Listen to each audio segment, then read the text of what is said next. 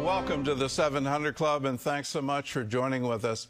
Setting the table for peace. That's President Trump's goal for his one-on-one meeting with Russia's Vladimir Putin today. President Trump hopes the summit in Alaska will lead to direct talks between Putin and Ukraine's President Zelensky. He admits, though, that there's a 25% chance the negotiations could fail. CBN Washington correspondent Jenna Browder reports. The day is here. President Trump and Vladimir Putin meeting face-to-face in Anchorage, Alaska. The goal, to bring warring Russia and Ukraine together and usher an end to the years-long conflict. On the eve of the summit, both men set the stage. Putin praising Trump for his energetic and sincere efforts to stop the hostilities and reach agreements. He also said the meeting could include discussions on a potential nuclear arms deal. In Washington, President Trump not ruling out that topic, but saying his focus is on ending the war. I think that President Putin would like to see a deal. I think if I weren't president, he would take over all of Ukraine. But I am president, and he's not going to mess around with me. However, he believes there's a 25% chance these talks could fail. If that happens, he's promised severe consequences for the Kremlin. Ukrainian President Volodymyr Zelensky is not invited to the meeting. He believes Putin is bluffing, as Russian forces are pushing to gain more territory in Ukraine ahead of any agreement. President Trump hopes this meeting will lead to another, including both sides in the days ahead. All I want to do is set the table for the next meeting, which should happen shortly. I'd like to see it happen very quickly, very shortly after this meeting. I'd like to see it actually happen maybe in Alaska, where we just stay because it's so much easier. President Trump left Washington, D.C. early this morning. The meeting is later this afternoon at a U.S. military base, followed by a bilateral lunch and a joint news conference. Jenna Browder, CBN News. Well, CBN senior international correspondent George Thomas has reported from some of the most devastated areas of Ukraine since the Russian invasion. We actually got used to watching him in war zones and worrying about, is he safe? But he's here with us now. He's safe now. So, George, tell us, what was Russia's overall goal in the invasion? Yeah, I mean, it was, we talk quite often, Gordon, on this show, and you say this quite often. When you listen to the words of Al-Qaeda, Al-Shabaab, Boko Haram, Hamas, Hezbollah, when they talk about wanting to wipe Israel off the face of the map, from the hallways of the regime in Iran to Saudi Arabia to others, we have to listen to what Putin's aspiration has been, and it has been for a very long time. He has this idea of reconstituting the old former Soviet Union. In fact, he said quite several years ago, he said the greatest catastrophe of the 20th century. Imagine, there were a lot of catastrophes back in the 20th century. He said the greatest catastrophe of the 20th century was the collapse of the Soviet Union. So this is a man who, to his very core, believes that Ukraine is very much a part of Russia. And in fact, Trump said that this is going to be a listening exercise. I wouldn't doubt that Putin, in his one-on-one in Anchorage, will try to, this former KGB agent, will try to persuade Trump to say, you know what? We have a claim to Ukraine. Ukraine is part of us. Ukrainians and Russians are one. We speak one language. We're of the same people. Ukraine belongs to us. That has been his goal for the entire time. And we have a map here. Since 2022, you see what the Russians have been managed to do. These 4 provinces, he's going to try to convince Trump. Right now, 70% of Kherson, 73% of Zaporizhia, 76.3% of Donetsk, and 99.5% of Luhansk is under Russian territory. That little bit pieces of those 4 provinces, he is going to try to convince Donald Trump to get the Ukrainians to pull their forces back, and that he would control the entire southeast quadrant. Initially, when the war started back in 2014, the Donbas region, Luhansk and Donetsk, those were the 2 main central regions. Since 2014, the Russians have managed to go all the way down to Zaporizhia. Why is Zaporizhia important? Today, it is home to Europe's largest nuclear station, down to Kherson. Once they have all 4 provinces, Gordon, then they can create this land bridge all the way from Russia down to Crimea. It gives them total access to the sea, the Black Sea, and that would be huge. Well, that's been a long time Russian goal, to have a warm water port. Exactly. That's been, you can go back to the Tsars, and that's what they've wanted, a warm water port. Crimea was always central to that. And so that land bridge, but that's one piece, but the aspiration is all of Ukraine. It's not just that land bridge. Yeah, exactly. So how do you reconcile that Putin would say, okay, I'll take the land bridge for peace? Can he even do that? Well, I mean, he's pretty close. Look at the statistics, the percentages that I just gave you. 70%, almost 90% of Luhansk. He's almost there. The Ukrainians have put up, Gordon, a terrific fight since 2014. And they've managed to hold, you know, these very important strategic areas of the east as well as the southeastern. What he's going to try to convince Trump, you know, there's whoever gets the last ear of Trump, that's kind of like where the Zelensky and the European Union, they've been trying to convince Trump, listen, you've got to hold Putin. You've got to get him to stop firing his intercontinental ballistic missiles, thousands of these Iranian-made drones, and then come to a settlement that basically says to the Ukrainians, listen, you've lost all this part of the east and the south. You have to live with this. The Ukrainians will come back and say, you know what, I think we might be able to live with this, but you have to give us a security guarantee. You've got to guarantee that if the Russians decide to later on launch a massive military offensive to get more territory, that the United States with the European Union and whoever else needs to come to our rescue. Also, Can Zelensky actually do that? He said repeatedly he can't give up any Ukrainian territory. So what you're asking him to do, from his point of view politically, is impossible.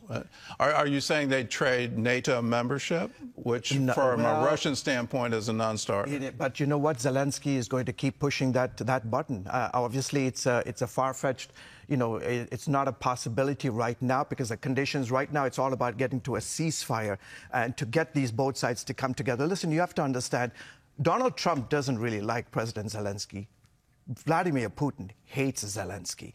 And so you've got these two leaders who have basically ganged up against Zelensky. Zelensky is trying to hold the territorial integrity of his nation. Just imagine another country has invaded a European nation, the largest nation on the European continent, and now President Trump is trying to have a negotiation with this man who has a history with his KGB background, has a history of trying to persuade world leaders, trying to think that they have a cozy relationship, but yet he continues to bombard all parts of Ukraine, and the Ukrainians continue to suffer. What's going on with the Russian population? You know, I hear from families in Ukraine that have members on both sides of the border. And they're saying our Russian relatives, these are blood family, are telling us, well, you deserve it.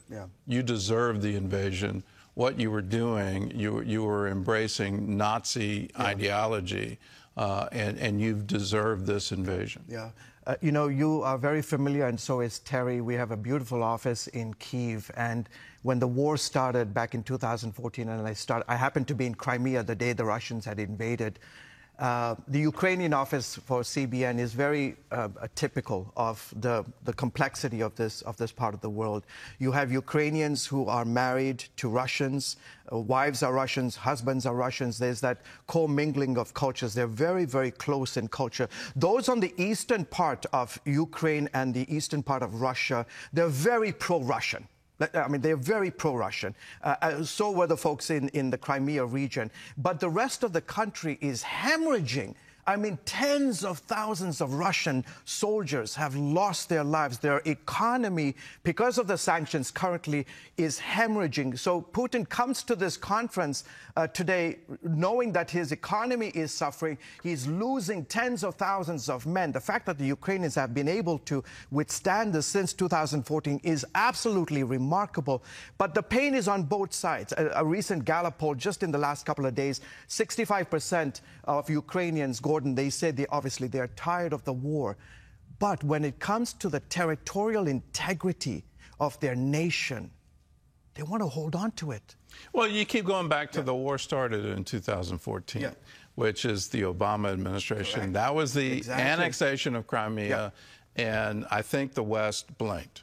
Absolutely, they and did. allowed Absolutely it to they did. happen. Yep. And then there were security guarantees given to Ukraine.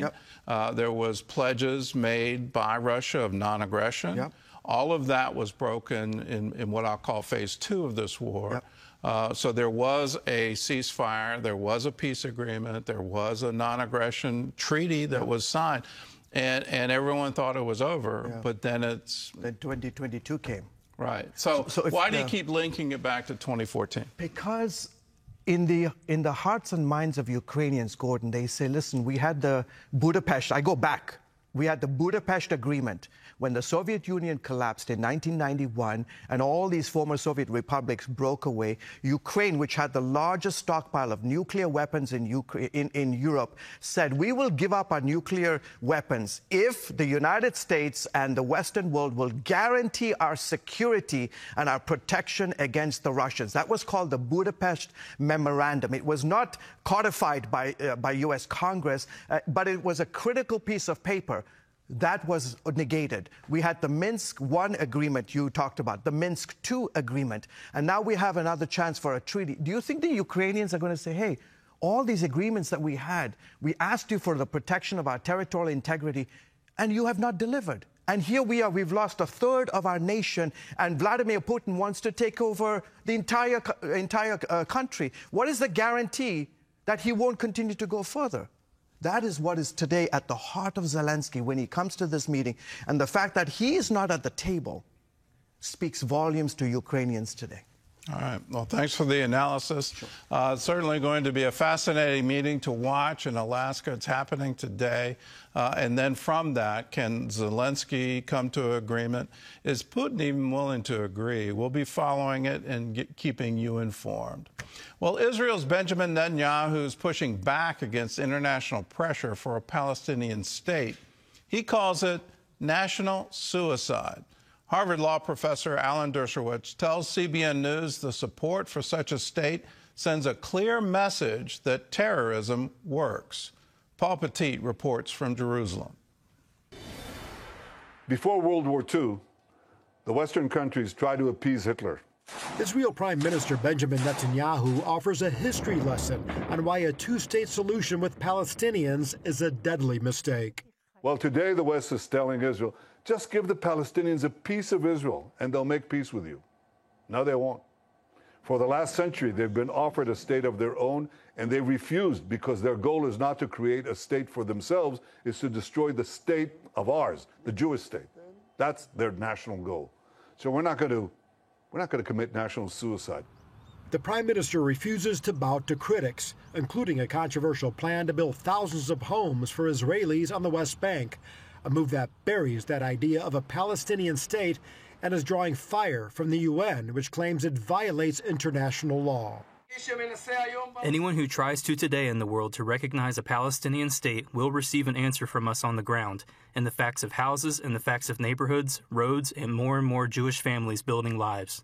CBN spoke with constitutional attorney and Harvard Law professor Alan Dershowitz, who says Palestinians are not worthy of statehood. France and England and other countries are saying, we're going to give you something for nothing. We're not going to make you do anything. We're not even asking you to return the hostages. Dershowitz believes the world is at a critical point with the war against Hamas. The clear message that's being sent by the international community is use terrorism. It works. And that message has dangerous implications. The Bible commands human beings to exercise their free will. I have placed before you the choice between life and death, between blessing and curse. Therefore, choose life. And Hamas has chosen death. And the international community has chosen to reward the choice of death rather than the choice of life. Dershowitz recently came face-to-face with anti-Semitism when he says he was refused service from a Martha's Vineyard vendor for wearing a T-shirt that read "Proud Zionist." And he thanks Christians for their strong opposition to anti-Semitism and support for Israel. I have to tell you that is as important as the Iron Dome is. The Iron Dome of Christianity has probably done more to protect Israel from the oppression and hatred than almost any military weapons. In Jerusalem, Paul Petit, CBN News. And we need to keep that Iron Dome intact. There's erosion happening politically, and it's not just in Europe, it's right here in the United States.